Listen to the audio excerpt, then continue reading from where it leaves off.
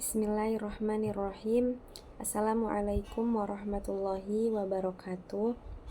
Alhamdulillahirabbil alamin wa bihi nasta'in wa ala umuri dunya waddin wassalatu wassalamu ala asyrafil anbiya'i wal mursalin wa ala alihi wa sahbihi ajmain, amma ba'du. Pertama-tama mari kita panjatkan puji dan syukur kita karena atas nikmat Allah kita diberikan nikmat sehat walafiat. Salawat serta salam semoga tercurah limpah kepada junjungan kita Nabi besar Muhammad Sallallahu Alaihi Wasallam. Baik, langsung saja perkenalkan, nama saya Muhana Nindiasari. Di sini saya akan menjelaskan materi dari mata kuliah Tafsir Tematik Ayat Ekonomi dengan judul Konsumsi dalam Islam. Baik, langsung saja kita pada materi yang pertama, yaitu pengertian konsumsi di dalam Islam. Jadi secara umum konsumsi di dalam Islam itu mencangkup bentuk pemanfaatan yang Allah anugerahkan kepada kita untuk memenuhi kebutuhan hidup kita. Contohnya seperti makanan, kemudian minuman, kemudian pakaian atau barang-barang yang lainnya. Kemudian konsumsi di dalam perspektif Islam itu bukan hanya dinilai dari segi material, tapi juga dari segi moral, kemudian aspek spiritual, kemudian sosial. Jadi oleh karena itu perintah dan larangan konsumsi di dalam Islam itu diarahkan untuk menciptakan keseimbangan antara rohani dan jasmani manusia. Selanjutnya yaitu ada ayat-ayat di dalam Al-Quran yang menjelaskan tentang konsumsi untuk manusia. Yang pertama yaitu Al-Baqarah ayat 168. Ayat ini menjelaskan pentingnya kita untuk mengkonsumsi yang halal dan thayyib untuk manusia. Selanjutnya yaitu ada Al-Baqarah ayat 172 yang di sini tuh menjelaskan tentang prinsip bersyukur, yakni mengkonsumsi banyak hal tetapi juga amanah gitu.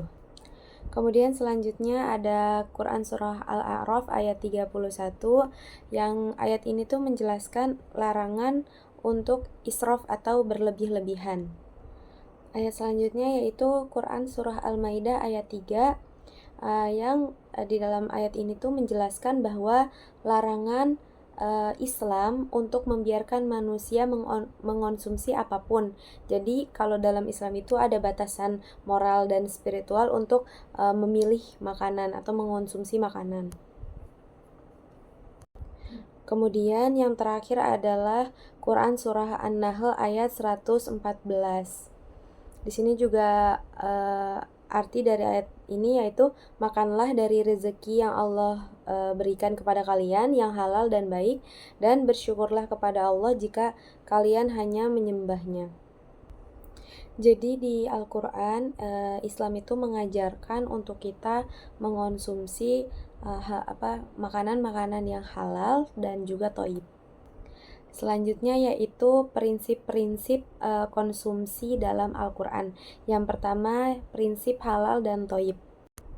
Jadi Islam itu juga tidak hanya menilai dari segi formal atau halalnya saja, tetapi juga dari segi kualitas makanan tersebut. Jadi kalau misalnya makanan itu halal tapi nggak thayyib, juga tetap harus dihindari. Kemudian yang kedua yaitu prinsip keseimbangan. Jadi kalau dalam Islam cara mengonsumsi makanan itu tidak boleh terlalu berlebihan dan juga tidak boleh terlalu menahan diri gitu. Jadi seseorang muslim itu harus diajarkan hidup untuk seimbang, tidak boros dan juga tidak pelit. Kemudian yang ketiga yaitu prinsip syukur dan ibadah. Jadi kalau makan dan minuman menjadi ibadah itu ketika diawali dengan niat yang benar dan diakhiri dengan rasa bersyukur. Nah, konsumsi yang Islami itu menumbuhkan kesadaran spiritual dan memperkuat hubungan dengan Allah tentunya. Kemudian selanjutnya yaitu prinsip etika sosial dan keadilan. Jadi kalau di dalam Islam itu wajib untuk kita tuh mementingkan juga memperhatikan orang lain gitu. Jadi tidak dibenarkan misalnya kita itu makan secara berlebihan tetapi tetangga kita atau kerabat terdekat kita itu kelaparan. Jadi itu harus diperhatikan juga di dalam Islam. Materi selanjutnya yaitu relevansi ayat-ayat konsumsi dalam kehidupan modern. Yang pertama yaitu membangun kesadaran memilih makanan yang halal dan sehat. Jadi di tengah melimpahnya produk-produk yang cepat saji gitu ya, kita juga harus memilih dan selektif dalam pemilihan makanan yang kita ingin makan gitu. Jadi harus benar-benar dilihat si kualitas dari makanan tersebut. Kemudian yang kedua, melawan budaya konsumtif. Jadi untuk karena kan prinsip tidak berlebihan itu menjadi solusi terhadap gaya hidup yang boros gitu. Dan pemborosan sumber daya alam. Itu dalam Quran surah Al-A'raf ayat 31. Kemudian mendukung ekonomi berkeadilan. Jadi dengan membeli produk halal dan etis, umat Islam itu bisa ikut serta menciptakan sistem ekonomi yang lebih manusiawi gitu. Kemudian menjaga kesehatan fisik dan mental. Pola konsumsi Islam itu tidak langsung mendorong pada hidup sehat karena menghindari makanan haram, berbahaya dan tidak bergizi tentunya.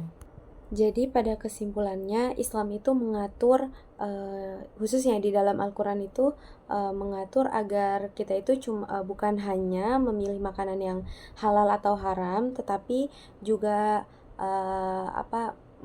memperhatikan dari segi kualitas makanan yang kita makan, kemudian etisnya, kemudian spiritual dan sosialnya. Jadi dari prinsip halal dan toib, kemudian keseimbangan dan rasa syukur, kemudian keadilan sosial yang ketika kita memakan kita juga harus memperhatikan kayak tetangga kita, kemudian kerabat terdekat kita, itu menjadi pilar utama di dalam agama kita gitu.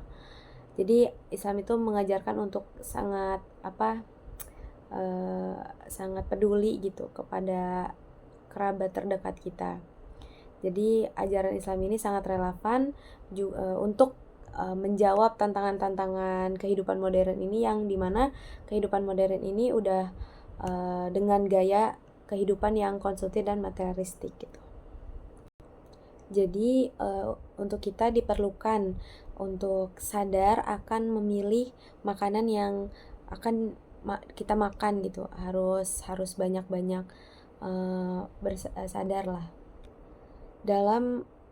Harus banyak-banyak sadar tuh dalam memilih dan mengonsumsi makanan tentunya.